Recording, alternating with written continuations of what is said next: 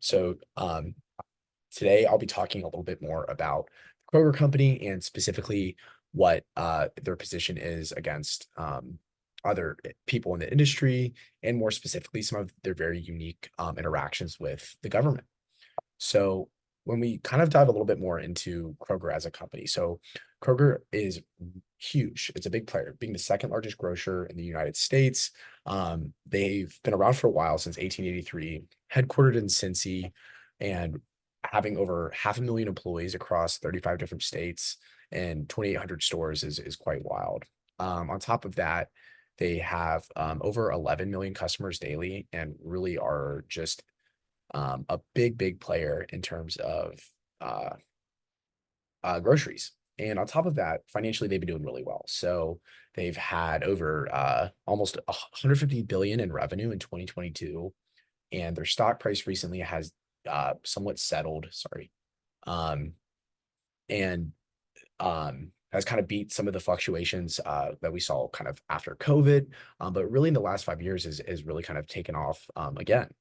So with that too, the company continues to grow a bunch of market share, and always is pretty profitable in a pretty hard industry. And just again, a little bit more about Kroger's positioning is Kroger stands as one of the largest and most influential grocery stores, obviously, but kind of seeing who some of the other big players are. So we've got Walmart, which is 505 billion in revenue, Kroger 148 billion in revenue, and Costco 97 billion in revenue. So Kroger's still huge in this industry, but it's a little bit challenging to enter for a couple of reasons. One being the margins are super low. It's really challenging to kind of exit or enter as a new player. So growing organically can be a little bit challenging. So I'll talk about this a little bit more, but Kroger recently has been kind of on the acquisition uh, point of it's in terms to get some growth that it might not be able to do a little bit more organically. So again, like I mentioned, so Kroger recently attempted to acquire Albertsons for $24.6 billion, but is now facing a lawsuit from the FTC. So the Federal Trade Commission is really kind of on them to make sure that these two giants aren't going to go through, because that would put them over 5,000 total stores. And this is one of those things that the FTC brought up the litigation and kind of just really kind of highlighting that it was anti-competitive and it would not be great for the average American. But this one is something that's still going on, so it'll be really interesting to see that if this acquisition goes through, but it's looking very slim at this point that Kroger will be able to get this done with Albertsons.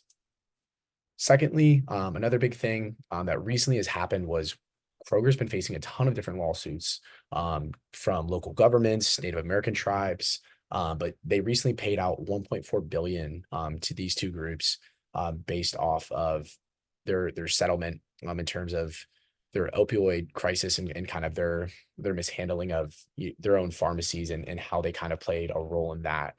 On top of that too, things like these lawsuits and violations regarding things like obviously the opioid crisis, but workplace safety, wage and hour violations, and food safety incidents are hugely costly to Kroger, but also is something that the government always is keeping Kroger in check to make sure that these things are being corrected, whether these are monetary. This has been something that's been really important. But including that $1.4 billion in that settlement, Kroger's had to pay over $1.6 billion since 2000.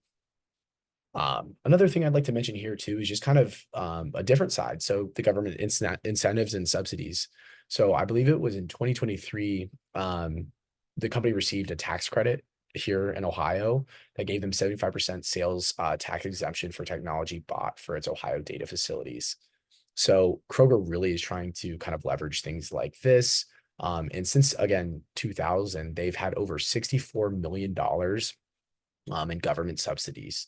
So, Kroger being the big player that they are and constantly working on building new stores, expanding their market share, they're always looking to kind of find these incentives and subsidies. So they have a, pretty like active relationship with local governments in terms of zoning, making sure that they're building in areas where it's not going to be super costly. Again, like states like Ohio, for example, want to keep their anchor, like Kroger, in the state. So offering them some of these incentives is their hope to do that as well. But yeah, so really, again, the Kroger and the government on all levels, from state, local to federal, is constantly having a lot of these conversations and interactions with one another. Again, lastly, so Kroger's interactions with the government entities encompass a wide range. As we saw some lawsuits, we saw some litigation, but we also saw, some incentives and some of their subsidies that they're receiving to kind of do a lot of the stuff that they're accomplishing. On top of that, the company actively engages with, the government again at all levels, from local all the way up to federal, and really just trying to stay on top of the regulatory scene and influence some of this policy and protect the interest of the company. And lastly, Kroger really has, solidified itself as a big player in the industry. And on top of that, a lot of the challenges that they've been going through have been hard, but they're still positioning themselves to be really successful in the long run. But yeah, no, that is my presentation today over Kroger.